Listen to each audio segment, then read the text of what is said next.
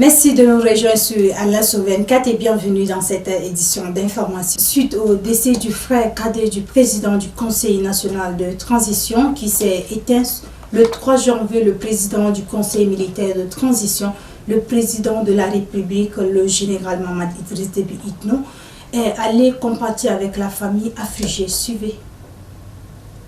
La famille Kabadi est en deuil. Talla Kabadi, le frère cadet du président du Conseil national de transition, s'est éteint le 3 janvier dernier et inhumé le lendemain à Dindjebo, une localité de Lac Hiro, province du Moyen-Chari. Le président du Conseil militaire de transition, président de la République, le général Mahamat Idriss Déby Itno, très attaché aux valeurs sociétales et culturelles tchadiennes, s'est rendu au domicile du président du Conseil national de transition, Dr Haroun Kabadi, pour présenter ses condoléances. À la famille affligée, le chef de l'État a adressé un message de compassion et de réconfort avant de formuler ses prières pour le repos de l'âme du regretté. Feu Talla Kabadi fut chef de terre.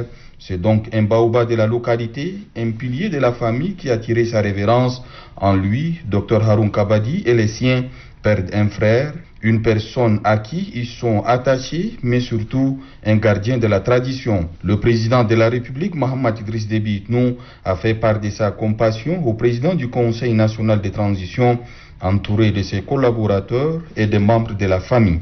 Toujours dans le même cadre, la cérémonie, les rencontres d'échange d'informations qu'organise le CODNI se poursuit ce 11 janvier à Radisson Blu, était le tour des forces vives de la société. La cérémonie s'est déroulée en présence du ministre d'État chargé de la réconciliation nationale et du dialogue, Achek Ibrahim Oumar. Amal Moussa, toujours pour le reportage.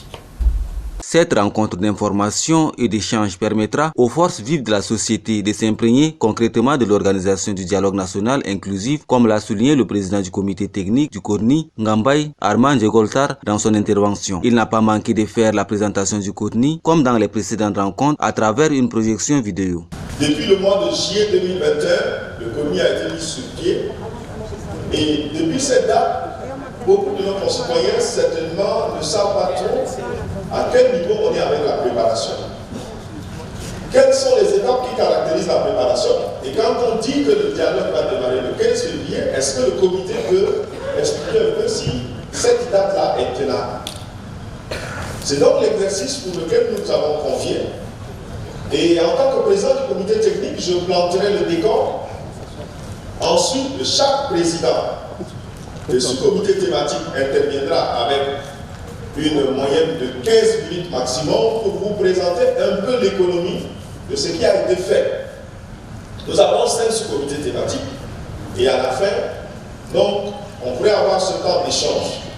À tour de rôle, les présidents des différentes sous-commissions ont exposé les travaux qui ont été abattus aux forces vives de la société pour que le dialogue national inclusif se déroule dans les bonnes conditions possibles. Tous les axes, sans aucune distinction, ont été décortiqués pour une profonde compréhension des forces vives de la société. La cérémonie a pris fin par des échanges fructueux.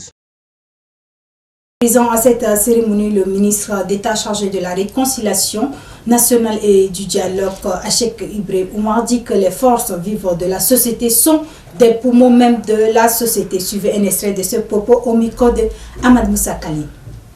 La mission qui nous a été confiée, c'est vraiment préparer les conditions pour le dialogue, l'organisation et aussi, entre-temps, toutes les mesures qui peuvent créer un climat favorable à cela.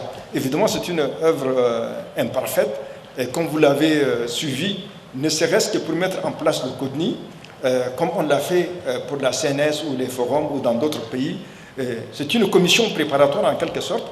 Elle aurait pu être mise en place d'autorité, à savoir par de concertation avec les partis d'association et désigner les gens. Mais compte tenu de cette philosophie de dialogue transversal et horizontal, donc il a fallu consulter toutes les composantes pour qu'ils participent à la formation de ce CODNI. Et évidemment, on est tchadien, dès qu'il s'agit de désigner des gens pour un nombre de places limitées, des fois le débat devient très chaud et très intense, au sens propre comme au sens figuré. Et donc, mais l'idée c'était cela. Maintenant, pour le travail technique que nous avons fait, nous avons constaté dès le départ que le CODNI a été fait sur la base de la représentativité, ou de la représentation plutôt, des différentes composantes sociales, politiques, etc., avec des imperfections, parce que c'est difficile de faire quelque chose qui soit à 100% satisfaisant, mais ça a l'avantage que beaucoup de courants politiques et sociaux soient là, mais l'inconvénient c'est que l'efficacité n'y est toujours pas. Donc nous avons pensé donc à faire appel à des experts, et au niveau des ministères nous avons tissé un partenariat avec le ministère de l'Enseignement supérieur. Une rencontre d'information avec les leaders religieux dans le cadre de l'organisation du dialogue national inclusif ce 10 janvier. C'est l'initiative du CODNI. La cérémonie a eu lieu à Radisson Blu. Aman Moussa pour le reportage. Rencontre avec les leaders religieux a pour objectif d'informer ce dernier par rapport aux démarches qu'a entrepris le CODNI dès le départ jusqu'aujourd'hui et les préparatifs des jours qui suivent. Le président du comité technique du CODNI, Ngambay Armand Goltar, dit que cet exercice mérite la participation de tout le monde. Il a par ailleurs plus amplement fait la présentation du CODNI à travers une projection vidéo. Cette rencontre fait partie d'une série de rencontres que nous voulons organiser pour informer sur l'état de la préparation du dialogue. Et le choix de commencer aujourd'hui avec les leaders d'église, les leaders de paroisse, les leaders de mosquées n'est pas fortuit. Parce que nous sommes convaincus que cet exercice-là sera nul, sera voué à l'échec si nous ne nous rendons à l'évidence du rôle que Dieu peut occuper, de la place qu'il peut occuper, mais surtout aussi de ce que les leaders religieux et les leaders peuvent jouer. Tour à tour sur le piédestal, les 5 présidents des sous-commissions ont intervenu pour apporter quelques éclairages de leurs organisations respectives. Les leaders religieux, quant à eux, se réjouissent qu'ils puissent être impliqués pour la réussite de cet événement historique. Retenez que le nombre de participations au dialogue national inclusif n'est pas encore fixé jusqu'à présent. La maison Beth Al-Nadia a organisé une cérémonie de restitution de la situation du projet HIP-IIT, Tchad lancé officiellement en 2019. C'est le directeur général de Beth Al-Nadia, Youssouf Rama Ahmad, qui a lancé ce 11 janvier la 3e rencontre du comité technique du mois de décembre 2021. Suivez NSA du directeur au micro de Donatien Rakinan. Positif d'appui, comme vous le savez tous, aux entrepreneurs qui sont dans le secteur de l'agro-industrie et des cosmétiques. L'histoire du HUB a commencé il y a fort longtemps à l'initiative d'une association française des ingénieurs et des technologues retraités qui ont créé à la fin des années 90 une association avec pour ambition d'apporter leurs compétences, parce que la plupart sont à la retraite, d'apporter leurs compétences, leur appui aux entrepreneurs qui sont dans le secteur de l'agro-industrie, notamment en mettant à leur disposition des solutions plus ou moins technologiques, mais adaptées aux réalités africaines. On avait déjà le système d'appui technologique à distance, comme on avait déjà le référent technologique, et avec la MP, comme on apportait déjà l'accompagnement technique aux porteurs de projets de tout secteur. On s'est battu et on a pu convaincre TechDev d'insérer l'association Beth Al-Nadia, d'insérer le Tchad comme étant l'un des 3 pays qui devait plus ou moins accueillir l'un des 3 hubs que l'AFD a accepté de financer. Donc ça n'a pas été facile parce que, comme vous le savez tous, généralement quand il y a des choses qui touchent un peu la sous-région, c'est les autres pays qui sont les plus lotis, parce que comme quoi la situation est peut-être beaucoup plus intéressante que chez nous ici au Tchad. Donc on s'est battu corps et âme et finalement ça a abouti à l'obtention à la signature de la convention de financement entre TechDev et l'Agence française de développement. Et à travers cette convention, on nous a délégué la maîtrise d'ouvrage du hub IIT ici au Tchad. Donc, ce qui nous a permis de mettre en place tous les outils qu'il faut, de recruter l'équipe, de mettre à leur disposition tout ce qu'il faut comme matériel, comme ressources, comme méthodologie, et aussi de se rapprocher auprès de certains de nos partenaires qui nous ont vraiment permis à ce que le hub puisse voir jour et à ce que le hub puisse accompagner des centaines et des centaines des entrepreneurs dans le secteur de l'agro-industriel. Toujours dans le même cadre de la cérémonie, quelques bénéficiaires ont également livré leur impression sur l'avènement du dit projet, toujours au micro de Doné Sirakidan. Ce que nous constatons, c'est qu'il y a toujours une nette amélioration, et c'est ce qu'on va voir certainement, puisqu'on a eu déjà quelques prémices.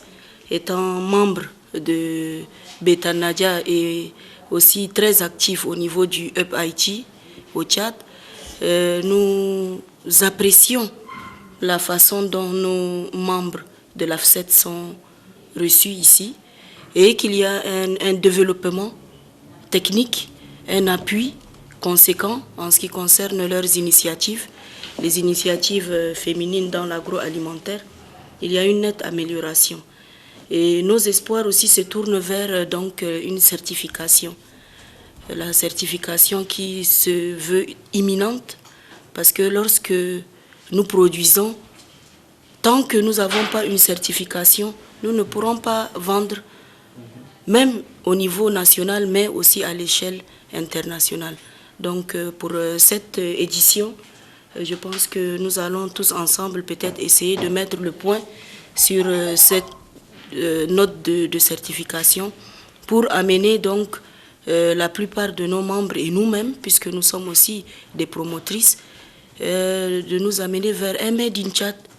À la disposition du hub IIT, un référent dans le domaine agroalimentaire. Et ça fait déjà presque 3 ans. Ça fait 3 ans qu'on est en train de travailler avec ces dispositifs. Et notre contribution dans ce dispositif, c'est à travers notre référent. C'est quelqu'un qui a la compétence dans le domaine, raison pour laquelle le SOCOGDA l'a mis à la disposition de ces dispositifs.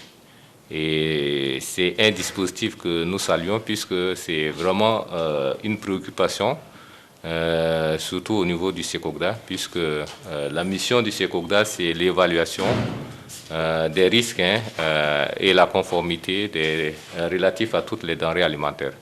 Donc, dans cette évaluation des risques, nous avons constaté qu'il y a un problème de mise en niveau des entreprises. Et ces entreprises, généralement, c'est les petites entreprises qui n'ont pas les moyens de mise en niveau. Donc, c'est une préoccupation, puisque les grandes entreprises, ils ont des moyens de mise en niveau, mais les petites entreprises, c'est un réel problème.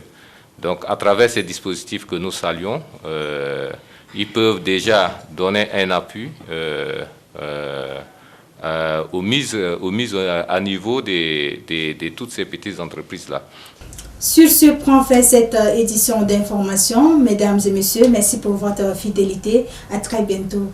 Au revoir.